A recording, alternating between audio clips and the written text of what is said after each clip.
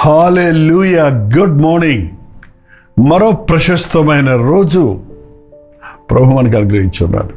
అవునండి, ఎందరో నిద్రలోనే మరణించిన వారు ఉన్నారు, ప్రమాదాల్లో చిక్కున్న వారు ఉన్నారు.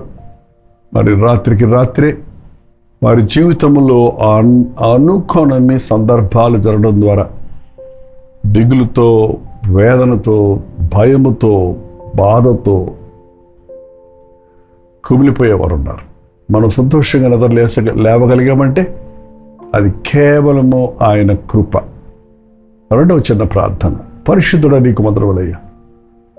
ఎవరెవరు ఎక్కడెక్కడి నుంచే సమయాల్లో నీ మాటలు వింటున్నారో వారందరినీ నీ వెరిగి ఉన్నావు కనుక వారి హృదయ అవసరతలు తీరినట్లుగా మాట్లాడమని క్రీస్తు నామంలో అడుగుచున్నాను తండ్రి. ఆమేన్. ఎలా ఉన్నారండి? బాగున్నారా? ఊతపదంగా మనం బాగున్నాం, వెరీ గుడ్ అంటున్నాం, ఫైన్ అంటున్నాం.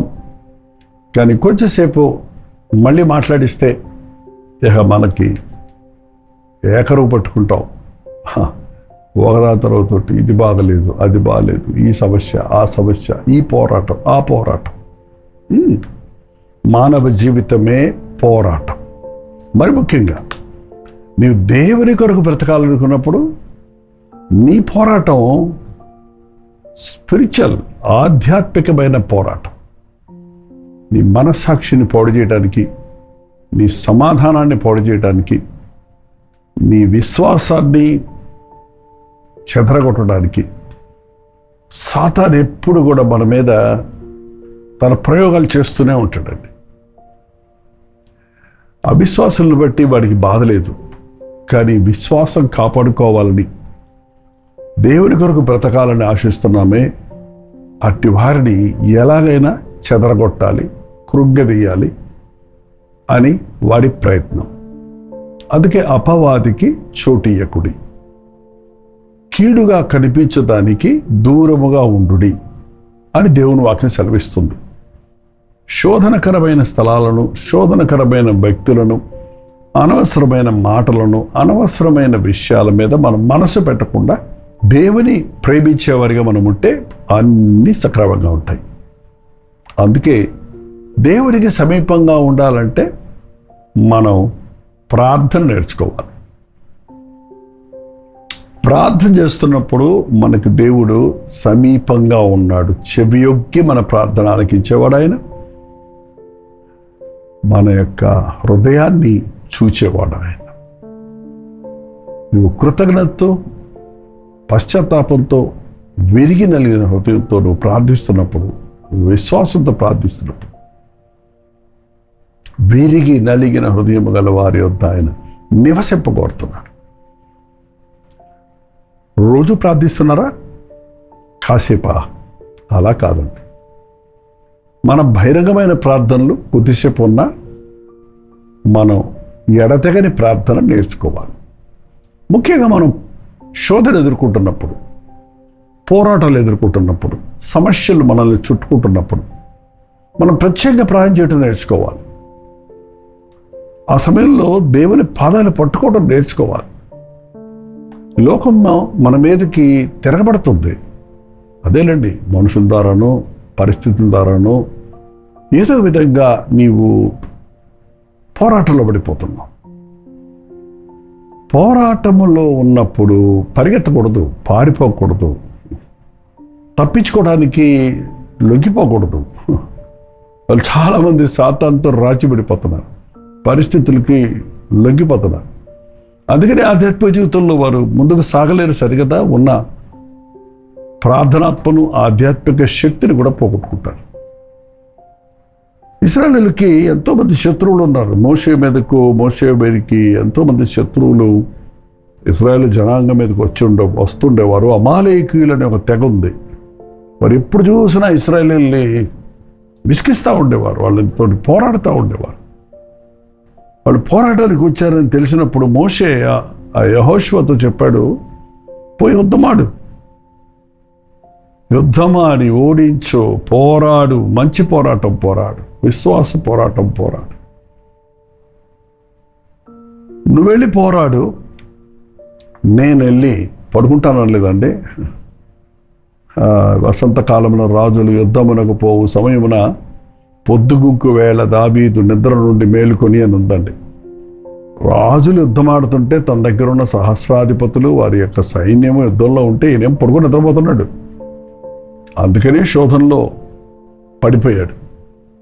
కానీ ఇక్కడ మోషే నువ్వు వెళ్ళి యుద్ధం చేయని చెప్పి ఆయన ఏం చేశాడో చూడండి. 10వ వచనంలో 17వ అధ్యాయము నిర్గమాకాండం 17వ అధ్యాయం 10వ వచనం. యెహోషువ మోషే తనతో చెప్పినట్లు చేసి అమాలేకీయులతో యుద్ధమాడెను. మోషే అహరోనును హూరు అనువారు ఆ కొండ శిఖరం ఎక్కిరి. 11వ వచనం. మోషే తన చెయ్యి పైకెత్తినప్పుడు ఇశ్రాయేలీయులు గెలిచిరి. మోషే తన చెయ్యి దింపినప్పుడు అమాలేకీయులు గెలిచిరి. మోషే అహరోను హూరులను వెంటబెట్టుకొని కొండ మీదకు వెళ్ళి చేతులెత్తి ప్రార్థన చేస్తున్నాడు. చేతులెత్తి ప్రార్థన చేస్తున్నప్పుడు ఆ ప్రార్థనకు జవాబుగా అక్కడ శత్రువు ఓడిపోతున్నాడు. కత్తులతో కాదు మనం చేసేది, ప్రార్థనలో అపవాదిని ఎదిరించాలి. దేవుని సన్నిధిలో చేతులెత్తి చేసే ప్రార్థన చూడండి. హెడ్సప్ అంటారు, అంటే 2 చేతులు పైకి ఎత్తేస్తారు, అంటే ఇంకా నేను నిస్సహాయాన్ని నీకు లోబడుతున్నానని. మనం దేవుని ముందు ప్రభువా ఈ శత్రువును జయించడానికి మాకు శక్తి లేదు, నువ్వే మమ్మల్ని ఆదుకో అనడానికి మనం చేతులెత్తి ప్రార్థన చేయటం అభ్యాసం చేసుకోవాలి. ఎప్పుడైతే నీ చేతులు ఆకాశం వైపు ఎత్తుతున్నావో ప్రభువు మన చేతిని పట్టుకొని లేవనెత్తేవాడిగా, ఆదుకునేవాడిగా, నడిపించేవాడిగా ఉన్నాడండి. మీరు మీ గదిలోకి వెళ్ళినప్పుడు ప్రార్థన చేయండి. మీరు చర్చిలోకి వెళ్ళినప్పుడు దేవుని సన్నిధిలో చేతులెత్తి ప్రార్థన చేయండి. ఒంటరిగా కూర్చొని దేవునితో చేతులెత్తి ప్రార్థన చేయండి. ప్రార్థనా శక్తి చాలా గొప్పదండి. నువ్వు పరిపూర్ణంగా సమర్పించుకొని ప్రార్థన చేస్తుంటే నీ బిడ్డ ఎక్కడో పాపములో సాతాను చేతుల్లో పడే పరిస్థితుల్లో ఉన్నప్పటికీ ఇక్కడ నువ్వు చేసే ప్రార్థన అక్కడ నీ బిడ్డకు కావలసిన కాపుదలు ఇచ్చి శోధనలు పడకుండా తప్పిస్తుందండి. ఎస్, నిజం.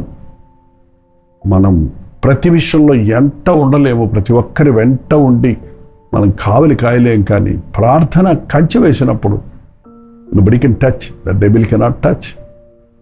మన కుటుంబాన్ని కానీ, మన బిడ్డల్ని కానీ, మనకు కలిగిన దాన్ని కానీ సాతాను ముట్టకుండాలంటే మనం ప్రభు సన్నిధిలో నిలువబడి ఉండాలి. మోషే చేతులెత్తి ప్రార్థన చేస్తుంటే జయం వస్తుంది. చేతులు బరువెక్కి దిగిపోతే అక్కడ శత్రువు జయిస్తున్నాడు.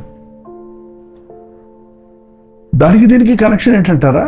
అదే మరి, ప్రార్థన వలన సమస్తము సాధ్యము. ప్రార్థనాహీనత ఏమీ సాధించలేము. ప్రార్థనకు ప్రాముఖ్యత ఇవ్వండి. వాళ్ళ మధ్యవార ప్రార్థనా కూటం, కల్వరి చర్చిలో ప్రార్థనా కూటం ఉంటుంది. మీరు కూడా మాతో పాటు జాయిన్ అయ్యి ఉపవాస ప్రార్థనలో ఏకీభవించండి. ఆధ్యాత్మికంగా బలపడండి, శత్రువుని జయించండి.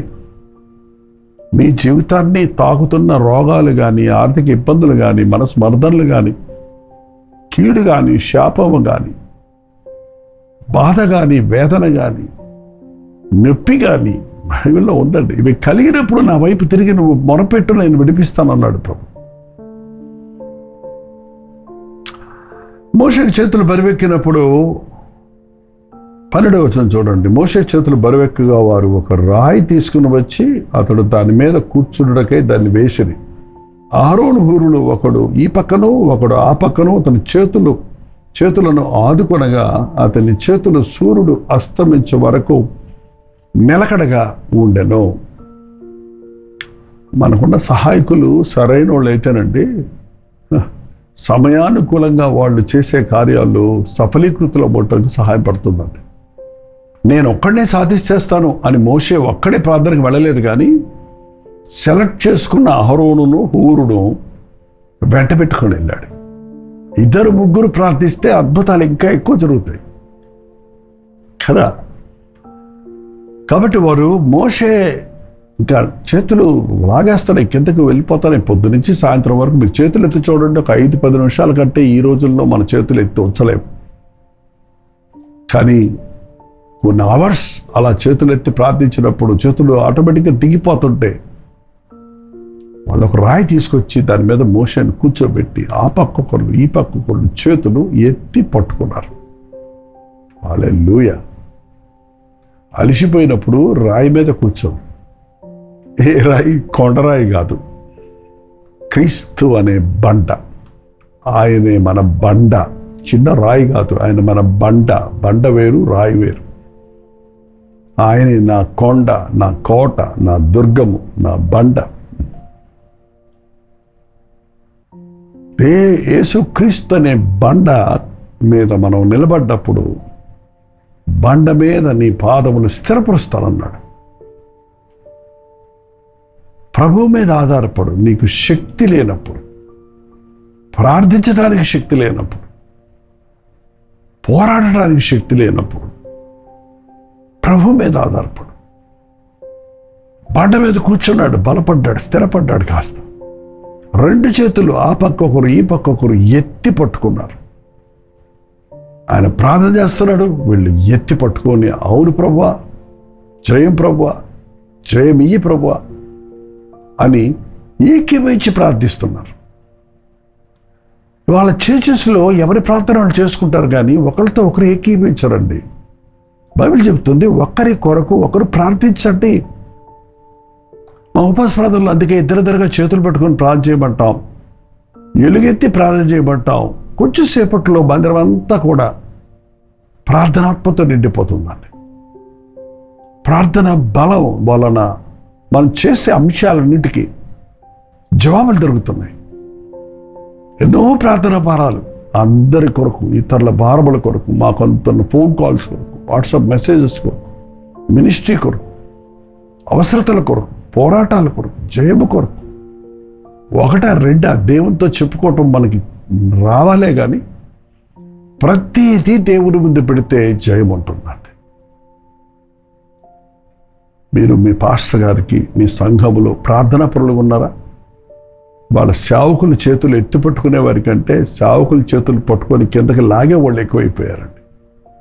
అనవసరమైన విషయాలు తెచ్చి దైవజనుల దగ్గర తెచ్చి వారిని దోషులుగా చేసేవారిగాను, వారిని దేవునితో సమయం గడపకుండా వారిని డిస్టర్బ్ చేసేవారిగాను ఉండటం చాలా విచారకరమైన విషయం. అది సైతాను కుట్ర.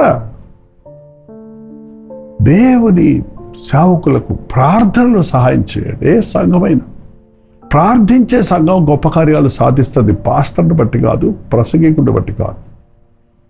ప్రార్థించే సంఘము ద్వారా పాతాళపు పునాదులు కదిలిపోతాయి, అద్భుత ఆశ్చర్య కార్యాలు జరుగుతాయి. మీ సంఘంలో మీరు ప్రార్థించేవారిగా ఉండండి. మీ అమ్మగారు ప్రార్థనా పర్వాలైతే ఆమె పక్కన కూర్చొని ప్రార్థించండి. మీ తండ్రి బలపరచకపోతే కనీసం మీరు అమ్మతో కలిసి ప్రార్థించండి. మీ తండ్రిని, మీ అన్నను, మీ కుటుంబంలో వాళ్ళందరినీ కూడా జయించగలుగుతారు. అవును, ఈరోజు ప్రార్థనకు సహాయకులు కావాలి. ప్రార్థనతో ఏకీభవించేవారు, ప్రార్థించేవారికి సహకరించేవారు, ఏ విషయాలు ప్రార్థించాలో ఒక లిస్టు రాసి ఇచ్చేవారిని బట్టి నేను ఎప్పుడు ప్రభువును స్తుతిస్తానంటే, ఏ అవసరత కొరకు ప్రార్థించాలి, ఏ పోరాటం కొరకు ప్రార్థించాలి. ప్రార్థన ప్రార్థన ప్రార్థన. జయం కావాలా? ఏ విషయమైనా సరే ఇక్కడ ప్రార్థిస్తున్నప్పుడు దేవుడు గొప్ప విజయం ఇచ్చాడు. సాయంకాలానికల్లా అమాలేకీయులు పూర్తిగా గెలిచారు. మోషే అక్కడ బలిపీఠం కట్టి యెహోవా నిసి, యెహోవాయే మా ధ్వజము అని పేరు పెట్టాడు. యెహోవా నిసి, జయమిచ్చేవాడు ఆయనే. మన జెండా ఆయనే, మన అజెండా ఆయనే. మనకిచ్చిన అజెండా ప్రార్థన వలననే ఇది సాధ్యమని చెప్పాడు మన ప్రభు. ప్రార్థన నేర్పించాడు, ప్రార్థించాడు. నువ్వు నేను ప్రార్థించాలని కోరుతున్నాడు. ప్రార్థించుకుందాం. పరిశుద్ధుడా, నీకు వందనములయ్యా. మా జీవితాల్లో యెహోవా నిసి అనే బలిపీఠం కట్టడానికి, మా గృహాలలో నిసి అనే బలిపీఠమును పెట్టి నీ పాద సన్నిధిలో అనేకుల కొరకు విజ్ఞాపన చేయనట్లు, అపవాదిని ఎదిరించినట్లు, ఓడించినట్లు పరిశుద్ధాత్మను మాకు దయచేయడం, ప్రార్థనాత్మను మాకు దయచేయటం. పోరాడేది మేమైనా, జయమిచ్చేవాడివి నీవే కదా. యుద్ధము యెహోవాదే అన్నావు కదా. ఏ రకమైన పోరాటంలో మేము ఎదుర్కొంటున్నప్పటికీ నీవు ఆర్థికమైన, శారీరకమైన, మానసికమైన, వ్యక్తిగతమైన, కుటుంబపరమైన, సంఘపరమైన ఏ పోరాటమైనప్పటికీ లోకరీతిగా మేము రియాక్ట్ అవ్వక నీ పాదాల దగ్గర పడి ప్రార్థించడానికి, చేతులెత్తి నీకు మొరపెట్టుకోవడానికి మాకు సహాయం చేయమని క్రీస్తు నామములో అడుగుచున్నాము తండ్రి. ఆమేన్. తండ్రి, ఈయన దేవుని యొక్క ప్రేమయు, కుమారుడైన క్రీస్తు యొక్క కృపయు, ఆదరణకర్త అయిన పరిశుద్ధాత్మ యొక్క సహవాసమును కూడి వచ్చిన మనందరికీ ఇప్పుడున్న సదాకాలం తోడయుండును గాక. ఆమేన్. దేవుని స్తోత్రం. మీ ప్రార్థనా స్తుతుల భావాలు 9540 నెంబర్కి, మీరు ఇతర దేశాల్లో ఉంటే 9100 నెంబర్కి టెక్స్ట్ లేక వాయిస్ మెసేజ్ ద్వారా వాట్సాప్ పెట్టండి. మీ పక్షంలో మేము ప్రార్థిస్తున్నాం, మీరు ప్రార్థించండి. తప్పక మన ప్రార్థనలకు జవాబునిస్తాడు. డాక్టర్ జైపాల్ యూట్యూబ్ ఛానల్ మీరు ఇంకా సబ్స్క్రైబ్ చేసుకోకపోతే సబ్స్క్రైబ్ చేసుకోండి. లైక్ చేయటం, షేర్ చేయటం మర్చిపోకండి. మళ్ళీ బుధవారం కదా, సాయంత్రం కల్వరి చర్చిలో 9 o'clock, మేము 7 గంటల నుంచి ప్రార్థిస్తుంటాం. మీకు 9 o'clock మీరు లైవ్ వారికి లింక్ ఇస్తున్నాం. మాతో పాటు ఈ కల్వరి దర్శనం, కల్వరి ప్రతిధ్వని అనే కార్యక్రమంలో మీరు ఉపవాస ప్రార్థనలో ఈ రాత్రి తప్పకుండా జాయిన్ అవ్వండి. జూమ్ కూడా ఉంటుంది. రండి, మీ పేరు, చిరునామా, మీ ప్రేయర్ బార్డర్స్ కూడా పంచండి. మనం అందరం కలిసి ప్రార్థిద్దాం. దేవుడు తన అద్భుత కార్యాలు జరిగిస్తాం. ఉచితమైతే మధ్యాహ్నం 3 గంటలకు హెచ్చరిక, అలాగే రాత్రి 9 గంటలకు కల్వరి ప్రతిధ్వనిలో మళ్ళీ గడుచుకుందాం. అంతవరకు దేవుని మహాకృప మీకు తోడైంది కాక.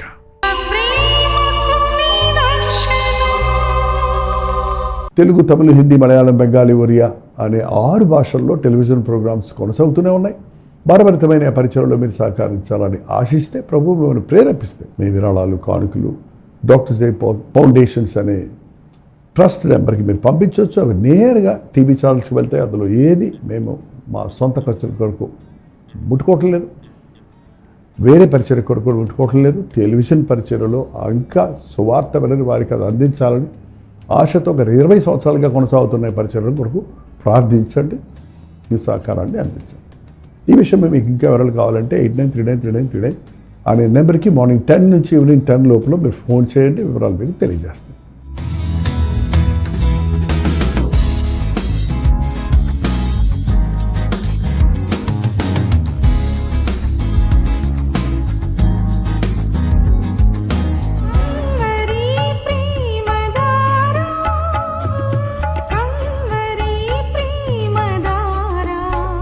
కల్వరి ప్రేమధార అనే మా ద్విమాస పత్రికను ఈ మధ్య త్రైమాస పత్రిక అంటే 3 నెలలకి ఒక్కసారి మాత్రమే ప్రింట్ చేయగలుగుతున్నాం.